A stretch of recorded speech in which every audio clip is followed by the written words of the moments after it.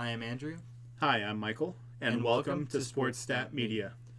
So unless you've been living under a rock this past week, you know that Tom Brady captured his 7th Super Bowl ring in a battle against actually, never mind. It was a blowout against the Kansas City Chiefs and their high-powered offense. Michael, your thoughts? Definitely, Tampa Bay had lots of different packages and schemes that they used to get pressure or apply pressure to Patrick Mahomes. He was scrambling a lot. It seemed like, at one point, it kind of seemed like it was almost every play he was having to roll out and try to find somebody. In fact, he actually ran nearly 500 total yards on the ground. I mean, that would have been a better offense, than what they were actually running. Just have Patrick Mahomes scramble. Let's not forget about the streaker, who had a pretty good run himself. Oh man, I mean, if Andy Reid could have signed that guy that day, I think he would have. I mean, he at least got in the end zone, unlike the Kansas City Chiefs. He did break the plane. So after the Super Bowl, every team generally has a parade in their hometown, as Tampa Bay did, and there was video of Tom Brady getting absolutely wasted on avocado tequila. And he went ahead and tossed the Lombardi Trophy from his boat to Rob Gronkowski's boat. So, what are your thoughts on that? First of all, do you think avocado tequila is green? That's hard to say. I mean, generally speaking, tequila is clear. And is it even tasty? I mean, does it just taste like? I'm gonna go with Tom Brady doesn't care. He just wants more of it. And I'm just gonna say this up front. Is it like drinking guacamole? I mean, that's what I'm imagining. Does it come with chips? I mean, that is salty in the spiciness. I've actually never had a drink before, but this is what I'm imagining. So, well, now that we've got that out of the way, kind of a lackluster thing to do with something as prestigious and rare as a Lombardi Trophy, just to kind of toss it across the open water. Although we know Gronkowski is good at catching things that are thrown by Tom. I mean, he caught 2 touchdown passes last Sunday. But in all honesty, do you think Tom even cares? I mean, this man has got 6 other ones. Yeah, so, I mean, 1 out of 6. I mean, you could hear his daughter screaming, no, don't throw it, which I'm sure she yells every night whenever Tom comes and kisses her goodnight in bed. So, and he has no comment on that one. No. Moving on, Carson Wentz trade talks are definitely heating up at the moment. The 2 potential suitors are going to be the Bears and the Colts, as they both have former Eagles coaches, assistant coaches, as head coaches, in Frank Reich and Matt Nagy. So what are your thoughts on that? Well, you see it a lot where there's a professional athlete that was once very good, maybe with the team that he came up with, or anyway, he was doing very well in the city or the franchise that he was with, and then for whatever reason, things kind of sour or he gets less productive. But you see lots of times they get traded, they go to a new team, they get that new environment, that new locker room, that new coaching staff around them, the new teammates, and they begin to flourish again. So definitely rooting for everybody to have to be all they can be, and hopefully under a new franchise or under new leadership, new coaching, he can flourish and be a very productive player again in the future. Yeah, it would definitely be cool to see him enter that MVP conversation again. Throw some touchdowns. I mean, he was number 1 in turnovers, including fumbles and interceptions this season. I mean, luckily Jameis Winston was not playing, or else he would have taken home that award. But definitely wishing Carson success wherever he goes. And it'd be cool to see him eventually maybe make a trip to the AFC or NFC Championship once again. So in recent NBA news, owner of the Dallas Mavericks, Mark Cuban, wanted to stop playing the national anthem, be 4 games, and Adam Silver quickly called him up, the commissioner of the NBA, called him up and said, no, we can't do that. There is talk that the NBA teams and their owners may potentially meet and discuss it, not having the national anthem. So what direction are you leaning on this, Michael? To me, the national anthem is something that belongs at sporting events at the beginning. Ever since I was a kid, be it, if I was going to, obviously this kind of dates me as to being old, but if I was going to a Houston Oilers game or an Astros game growing up in Houston, or a Rockets game, or any college basketball game that I've ever been to, basically any sporting event that I've been to growing up here in the USA has always started with the national anthem. So to me, it's something that is definitely part of the the fabric of the game.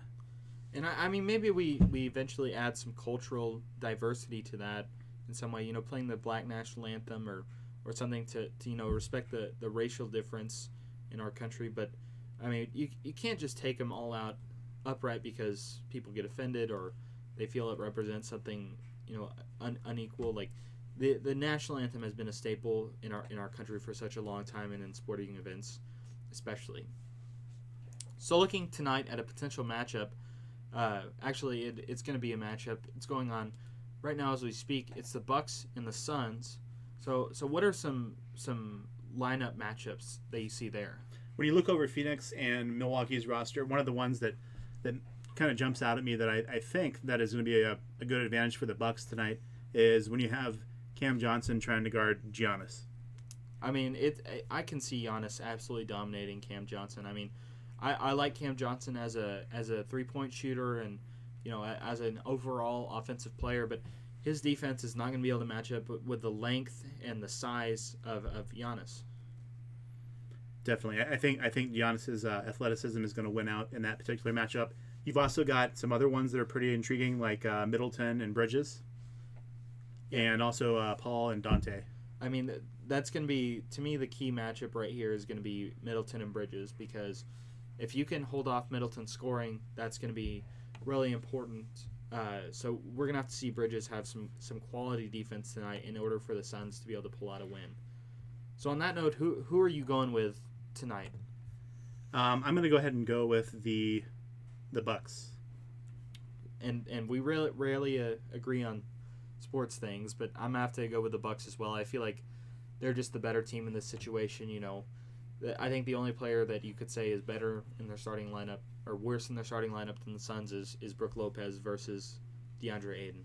So, what if there was like a trade and Lou Dort could guard everybody? If they had like 10 Lou Dorts. I mean, to me, Lou Dort is the best player in the NBA, or best defensive player. He's not the best player in the NBA by any means, but he is definitely one of the best defensive players. So, I'm sure anybody would love to have him on their team.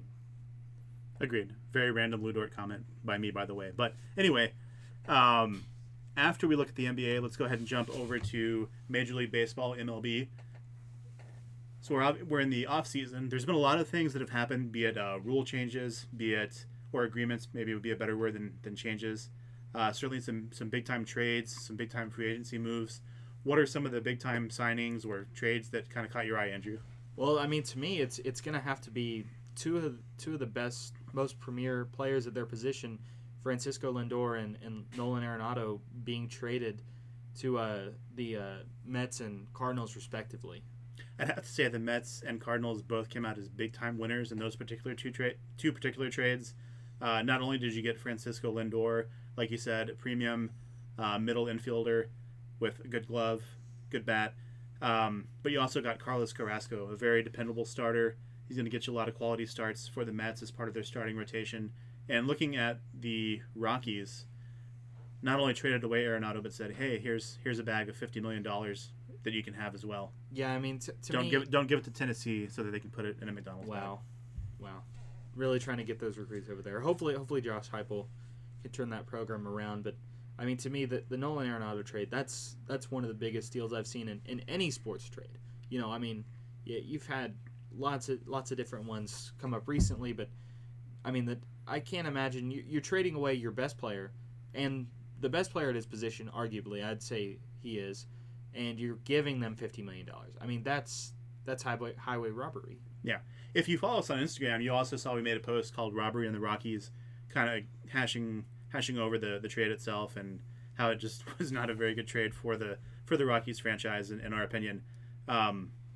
But also interesting with the Nolan Arenado trade, it now sets up to where the Cardinals have two really premier corner infielders. You've got Nolan Arenado over at third at the hot corner, and you've got Paul Goldschmidt at first base. Between the two of them, you've got a lot of hardware. I mean, that's a really great defensive lineup for them, especially if they can continue to develop as a team. And we'll have to see how spring training goes and how they connect with each other on a team level, on an emotional level. But to me, I mean, they could make some noise in their division. Yeah. Some other teams that have really made a lot of big moves or added pieces to the roster. You've got the Toronto Blue Jays, San Diego Padres, and of course the Mets have made quite a few moves. Looking at the Mets, they've acquired, be it depth that they acquired, and like Jonathan Villar, Alberto Almora. You got McCann coming in as a new catcher, a new backstop, new battery mate for the pitchers. You got Lindor, of course, being kind of the big one, and like we talked about, Carlos Carrasco. So the Mets have made quite a few additions. I think they could have a pretty solid team this year. The Braves are always looking good in the NL East, so it'll be interesting to see that race and how it unfolds. And you said, I believe I recall you saying a little while ago, Carlos Carrasco could potentially be flipped. There's talk of him being flipped to Cincinnati. So actually, that's a good point. Ahmed Rosario, who is the shortstop that the Mets sent as part of the Francisco Lindor trade to Cleveland. Cincinnati definitely looking for a shortstop.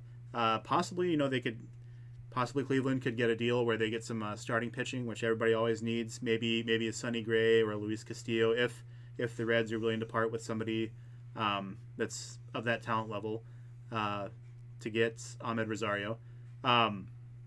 But also you got the Toronto Blue Jays. They made some big moves. They got George Springer, Marcus Semien, Steven Matz, Michael Brantley. Almost got Michael Brantley, and then he was like, "Nah, I'm going to go to the Astros." The sign stealing Astros, Ouch, by the way. Ouch. But I think one of the teams that really has made the most moves, they've loaded up on depth. They've got some starting pitching that they've added in. The San Diego Padres. I think they're going to make a good race of it out west. They added Yu Darvish, Joe Musgrove, Blake Snell, three pretty good pitchers there. They picked up Jurickson Profar, the super utility man. They got Kim from the KBO. I think he'll adjust well to baseball here in the States. And then they also got a good catcher in Victor Caratini. So they've really made a lot of additions to go along with guys like Hosmer, Machado, Tatis Jr., Will Myers, Tommy Pham, and other good pitchers that they have already out there in San Diego. So I think they could really give LA a run for their money in the NL West. So if you're looking at those teams, I mean, yeah, you mentioned the Padres, you mentioned the Blue Jays, you mentioned the Mets. Out of those teams, who do you think is most positioned to make a deep postseason run and even win it all? To me, it's either the Mets or the Padres. The Blue Jays made some big moves, but they just still don't have the starting pitching. They've got a lot of exciting players. You got Bo Bichette, Kevin Biggio, Vladimir Guerrero Jr., Teoscar Hernandez, some other guys. And if you've seen Guerrero, he's definitely trimmed down a little bit in some of the photos. He has. So he could be poised to make some noise, have a good season for the Blue Jays. But I just don't feel like they have the starting pitching to make a deep run like potentially the Mets or the Padres could do. And I think one of those teams that you didn't mention could be the White Sox. The White Sox have made a lot of under-the-radar moves and could be really competing in their respective division. I mean, they've acquired Lance Lynn. They've really upgraded that pitching staff. I mean, they could be poised to make a deep postseason run. They could. They've got a lot of good pieces that were already there. Eloy Jimenez, Jose Abreu, Tim Anderson, Yohan Moncada. And then, like you mentioned, they picked up Lance Lynn. They already have Lucas Giolito, Dallas Keuchel. And then they also got Liam Hendricks, who can really come in the ninth door and close the door on a game for you. So they've got a good team, and I think it'll come down to them and the Minnesota Twins in the AL Central. Let's go ahead and jump over to men's hoops and college basketball, NCAA men's basketball. This evening, if you saw, there was a matchup in the top 25 of two teams, number 25 Rutgers and 15 Iowa, going head-to-head in Iowa City. Iowa really looked good from beyond the arc. They were able to drain a lot of threes, be it open looks or kind of some contested looks from beyond the arc out there, and they were able to pull out the victory over Rutgers. They had kind of been struggling. They had lost, I think it was 3 or 4 games here recently, but they really looked good tonight. They pulled together and got that win over Rutgers. Speaking of the Big Ten, I'm going to have to go ahead and say I think that's probably right now the best team in the best conference in college basketball. I mean, let me just comment on this right here. You're just straight up blatantly wrong. Okay, the Big 12 is to me the best conference in men's basketball. I mean, you got guys like Baylor, number 2 overall. I mean, they're probably not going to catch Gonzaga, but I mean they're playing good right now. You got Texas Tech, you got West Virginia, you got Texas Longhorns. You got Oklahoma. I mean, you got a lot of guys who can be key players in March Madness, and you got Oklahoma State on the uprise as well with Cade Cunningham. You know the Big 12 is having a good season when you haven't even mentioned Kansas. Yeah. So yeah, there are a lot of good teams in the Big 12, but arguably I would say that the Big 10 has got a lot of good teams as well, with Ohio State, Michigan, Illinois in the top 10, and they've certainly got some other teams that are solid competitors as well. Speaking of undefeateds, the Drake Bulldogs lost, so they're no longer undefeated. You do still have Gonzaga out on the West Coast there in Washington, and Baylor in Waco, Texas, that are undefeated. I think that Gonzaga could go ahead and run the table heading into the tournament and be undefeated. Do you think Baylor will be able to do the same given their stiff competition in the Big 12? I think it's definitely an interesting conversation. I mean, you got guys like West Virginia and Texas Tech and guys out there in the Big 12 that they're going to have to go up against again. But, I mean, if they can beat those guys, they're poised to make a nice run in March Madness. Some would even argue that getting a loss out of the way during the regular season could be a benefit. You get that taste of defeat. It motivates you to work even harder. You learn from it. You grow from it. But certainly nice to be undefeated as well. So. Yeah. Speaking of Kansas, you mentioned them earlier. This is the first time, I believe, that Duke, Kansas, and Kentucky, as well as UCLA North Carolina have not been ranked in 61 years? Since 1961. Since 1961. That is a long time. So that just shows you how dominant those programs have been. I mean, all at the same time not been ranked. So that shows you how dominant those programs have been over the past 50 or so years. I think it definitely also speaks to the parity of the teams in college basketball this year. But I do want to circle back and talk about being undefeated, moving into our off-the-field segment. Let's talk about two guys that are undefeated with their love of a certain restaurant. Chipotle. Let's talk about JT Realmuto and Christian Yelich. These guys ate Chipotle for how many days straight? Now hold on, because, God knows that I love me some Chipotle. I really do. I really do. But I don't know if I could do what they did. There's an article that came out when they were in the minor leagues. They were on the same team, and they ate Chipotle for 142 days in a row. I mean, ladies and gentlemen, we're talking about nearly a third of a year eating Chipotle straight. That's an impressive feat. I mean, there's not that many combinations that you can get at Chipotle. There are a lot of combinations, corn, which we'll come back to later, salsas, meats, rices, queso, tacos, barbacoa. They got a lot of good stuff. It's not like you're eating a can of Alpo for 142 days in a row. I mean, if I had to do it, I think I could, but 142 days is a long time. It's a long time. So let me ask you this. What is the best combination you believe from Chipotle? For me, that's going to be a bowl with a tortilla on the side. Do not forget the tortilla. Freshly pressed tortilla. We're talking about a little ball of dough that they put on that special machine. It's nice, stretchy, fluffy tortilla. It heats it up. It's a nice hot tortilla. You can't really get any better than it. All right, so we're in agreement about the tortilla. So we got a bowl going on with white rice, black beans, steak, cheese, sour cream, corn, and of course the red salsa for some kick. Now, let me just say, he said corn. All right, that you did not hear that wrong, ladies and gentlemen. Corn does not deserve to go on Mexican dishes unless you're including street corn and corn tortillas. Street corn is delicious. It is, but it's not something you should include in a Tex-Mex bowl from Chipotle. That doesn't work. We're just gonna have to agree to disagree on that one. All right. For me, with my best combination from Chipotle, I'm gonna have to go with white rice, as well with the black beans. I mean, if you give me the option between black beans and pinto beans, I mean, that's pretty obvious. Why do they even have pinto beans?